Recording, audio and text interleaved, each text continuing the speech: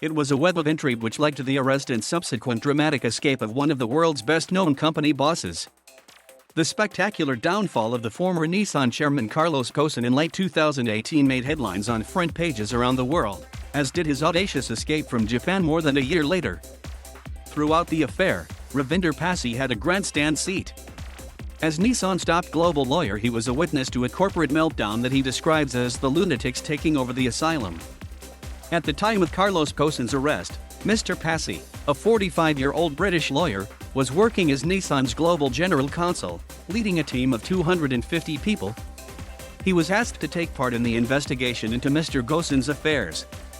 He says now he has no idea whether or not the former chairman was guilty of the charges he faced in Japan. But he does paint a vivid picture of disharmony and dysfunction within Nissan itself.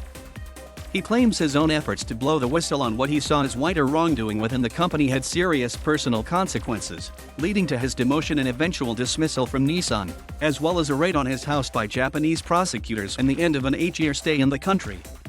In November 2018, senior executives at Nissan sprung a trap.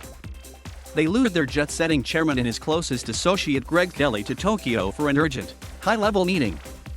When Mr. Ghosn arrived at Tokyo's Haneda Airport, however, he soon found himself under arrest. He was charged with financial crimes, including failing to report his true earnings. Prosecutors were acting on information provided by Nissan itself, much of it collated by Mr. Ghosn's own chief of staff Hari Nada. Mr. Ghosn subsequently claimed he was the victim of a plot orchestrated by Mr. Nada and the chief executive Hiroto Saikawa, alongside high-ranking government officials.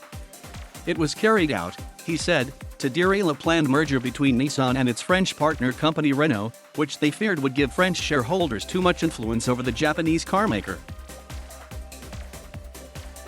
That is a charge which Nissan and Mr. Saikawa, who has since left the company, have repeatedly denied. Ravinder Passi was one of a handful of people within Nissan who knew about the planned arrests beforehand. But even at this early stage, he says, he had deep misgivings about the process. I was called into Hari Nada's office and told there was going to be a dramatic arrest.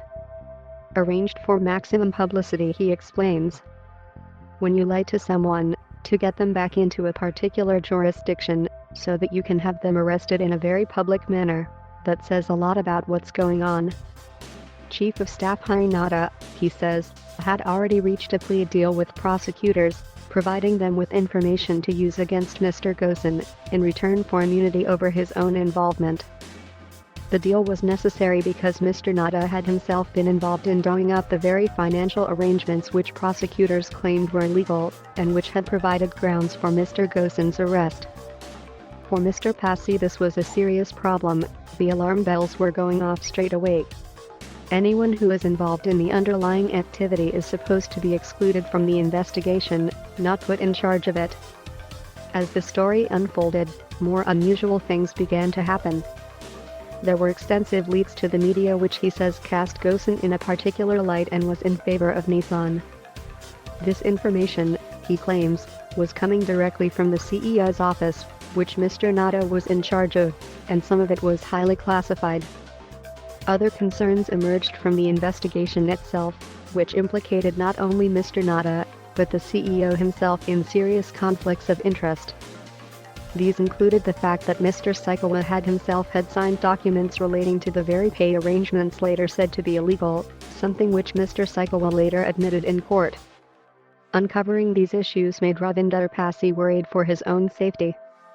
Having witnessed the way in which, in his view, 2 foreign executives had been lured to Japan, arrested in a public manner and incarcerated, he was concerned about the treatment he himself would receive if he spoke out. Nevertheless, unable by now to defend the indefensible, Mr. Passi says he first wrote to the head of Nissan's audit committee, then contacted the company's independent directors. No action was taken, and instead there followed a period of what Mr. Passi describes as gaslighting by the company. He was removed from the Ghosn investigation and relieved of most of his duties. Feuding and bloodletting in the Nissan boardroom did not end with the arrest of Carlos Ghosn. Several foreign executives departed abruptly, including Chief Performance Officer Jose Munoz, a key Ghosn ally. Then in September 2019, CEO Hiroto Saikawa himself was ousted, after admitting that he had been improperly overpaid. But the changes at the top didn't reduce the pressure on the would-be whistleblower. In May 2020, Ravinder Passi was ordered by Nissan to leave Japan in a matter of days. And as he prepared to leave, there was a raid on his house, carried out by Nissan staff and court officials, with police standing by. The raid, carried out in front of his wife Sonia and their 4 young girls, was to retrieve a laptop, computer and phone belonging to the company. The computer, he says, contained evidence of inappropriate and egregious behavior by Nissan executives. Ravinder Passi is no longer employed by Nissan. He was removed from his high-ranking post in Japan last year and sent to work in the UK. Having previously led a team of 250 people, he found himself working alongside just 2 others. He was fired not long afterwards and has since taken Nissan to an employment tribunal, claiming unfair dismissal. The company has, however, stressed that its internal investigation into Carlos Ghosn was robust and thorough. It says substantial and convincing evidence was found which established that Mr. Ghosn intentionally committed serious misconduct and significant violations of corporate ethics. The carmaker has also pointed out that it has strengthened its governance structure by making it more independent and transparent, and has also strengthened its internal audit procedures. Looking back, Ravinder Passi describes his experiences at Nissan as kind of surreal. And he says he still finds the whole affair puzzling. After all, he points out, companies do dispose of senior executives on a regular basis.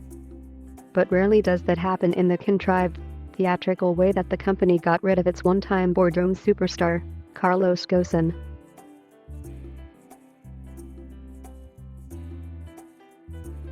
Thank you for watching. Please subscribe